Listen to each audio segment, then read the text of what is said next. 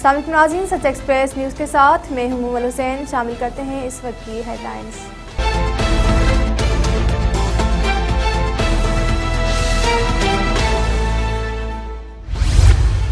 Pakistan peoples party के रहनुमा senior सियासतदान चौधरी अहमद मुख्तार इंतकाल कर गए।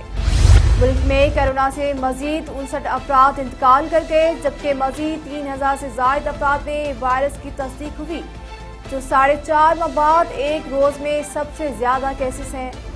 कराची के मुख्तलिफ इलाकों में हल्की बारिश और बूंदाबांदी के बाद मौसम सर्द हो गया, जबकि मुल्क भर में आज बारिश और बाला इलाकों में बर्फबारी का इम्कान है।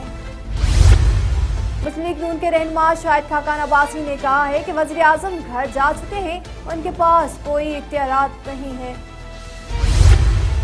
आलमी वबा कोरोना वायरस के दौरान पाकिस्तान की कामयाब पॉलिसियों का आलमी सतह पर एतराफ किया गया।